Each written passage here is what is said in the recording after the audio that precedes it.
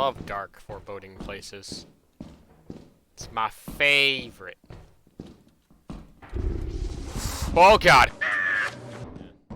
Cross the server. Oh, fuck. He's still there. He's still there. Ah! Oh! Oh my fucking god! Holy shit!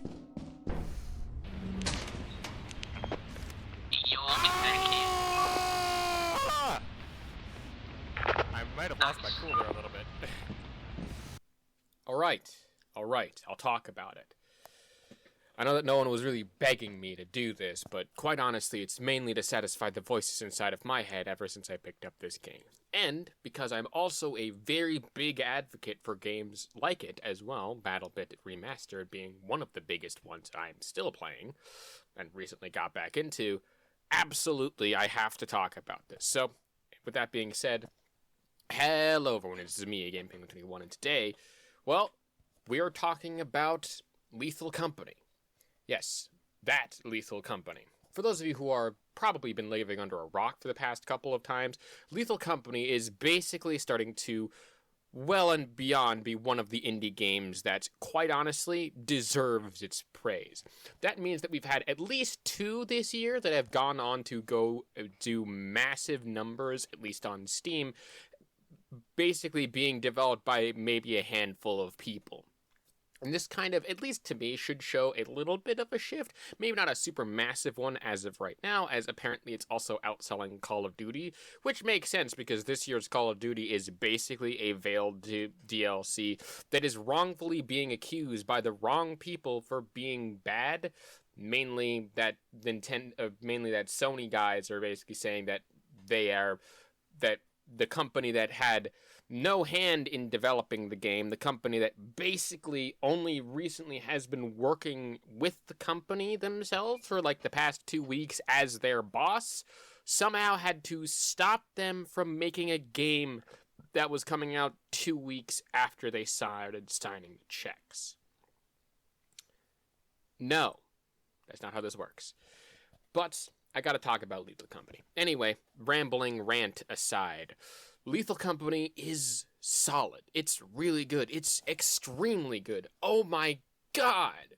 This game is fantastic for a multitude of reasons. One of, if not the biggest things about it, is the fact that its simple but effective use of not just gameplay, but also horror elements really goes to show you just how interesting a game like this can be. Its simple, small mechanics that tend to compound onto each other is fantastic. And quite honestly, it's just works in a degree and in a way that just kind of makes some sort of sense, in the sense that, well, it's very theory crafting. But again, we'll get into that in the later parts of this video. For now, let's talk about the simple gameplay loop, and the quote-unquote story can come later. Anyway,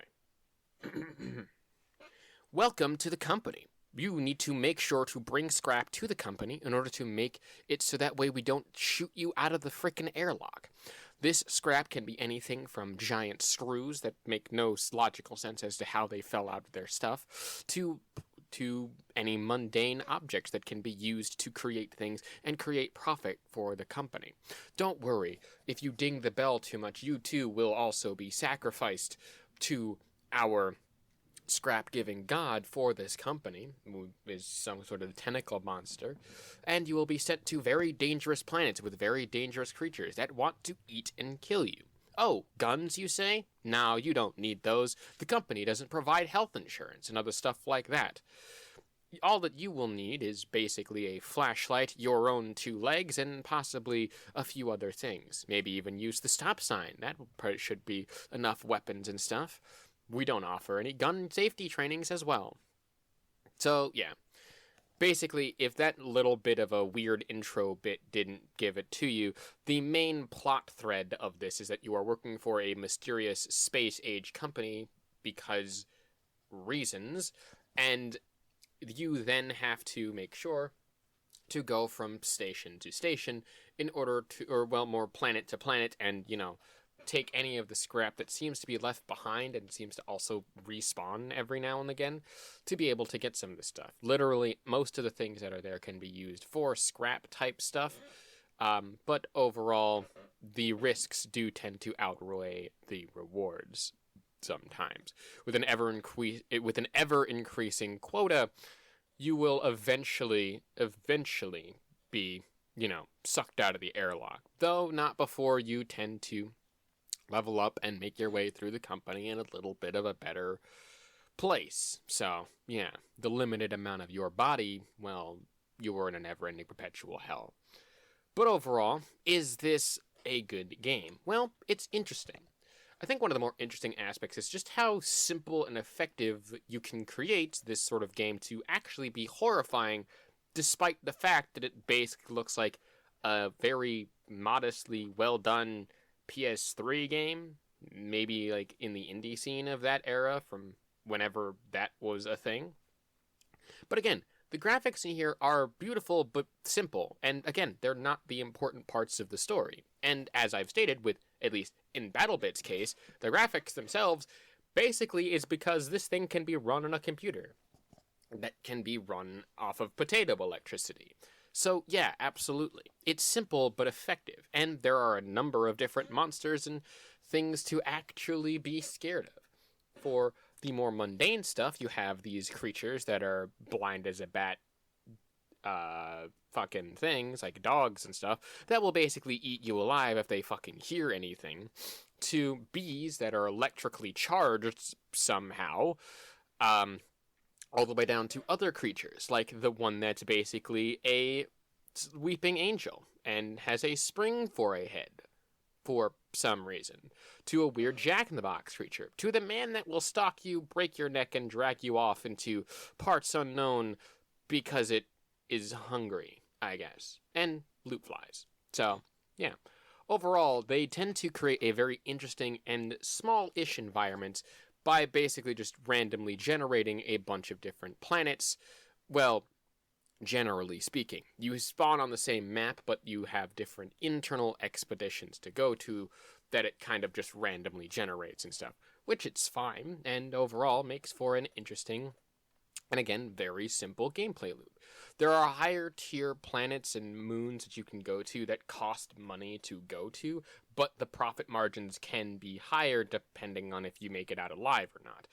That also encouraged the fact that there's a lot more danger on those planets, so yeah, again, more risk, but more reward, but at the same time, you have a quota to meet, so you might want to get to that before you get thrown out the airlock, which is a thing that can definitely happen. Overall, this game in and of itself is quite interesting. I'm unsure if there's an actual end goal to this, to where you can actually get out of your contract with the company. Maybe you can, maybe you can't, unsure. But overall, it just seems like an interesting concept to a game, and it creates for never-ending funny moments. And that brings us to, well, I guess the story. I guess I've already covered that bit, but again, the story going forward does seem to be, well, that you can get out of this contract and for some reason not die, which I don't know why you would do that, but hey, whatever. But it's become basically a cultural phenomenon for this. I call it the phasmophobia effect, if that makes any sense, where it's a super kind of cheap game that seems to be utilizing assets that can be made in a day, but overall creates an atmosphere of interesting coding and actually fun times in a cooperative horror context that is actually fucking scary, which cannot be said for a lot of survival horror type games nowadays, because they're not that scary. They're just action-oriented first-person shooters that have a thin skin of horror in them. Or at least from what we can more or less see. I don't think the original Dead Space 3, like 1 and 2, fall under this category, as those were actually made with some scares in mind and can actually be quite disturbing at times. But this one has the more comedic things, where you at one point you will be laughing, but at the other point you will be crying from the amount of horror that you just witnessed. So yeah, I think in this rambling of randomness, I guess, is that this game in and of itself is just solid all around. for a number of reasons. Yes, it's cooperative, and yes, you can play single player and stuff like that, but overall, it's worth it. It's definitely one of those games that is made better by the amount of games and friends that you have. And with the modding community, because yes, this game does have mods, you can create that number to be whole 12 people, or even 32 if you are crazy. You know, because that's fun, I guess. Overall, in my personal opinion, is this game good? Yes, very much so. And I can see why people have basically decided to skyrocket this game into the stratosphere. Because, again, quite honestly, Lethal Company is one of basically just two indie games that say, hey, what if we just fuck all of the norms of generally corpo type shit in order to, you know, make a game that's not only fun to play, but also a game that other people would want to play. It doesn't feel like the game itself was made for one specific person, or, well, that's actually what it kind of feels like. It was made for the specific people in mind, but those specific people basically found a lot of other people who were like, yeah, that's absolutely what I agree with. So, yeah, and rather than it just being something small and something, you know, that can be cracked out in maybe a week and then forgot about, this game, I think, has a little bit more of a staying power. Much, again, like BattleBit.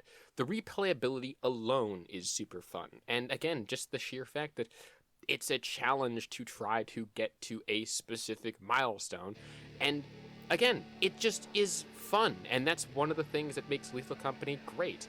It's the same thing with, like, SCP, another pretty interesting indie horror title that's also, I think, free to play, where you have a PvPvP type situation where you have the scientists versus a whole bunch of other teams, and there's a like rock. It's basically just like rock, paper, scissors, lizard, Spock, but as a video game, I guess.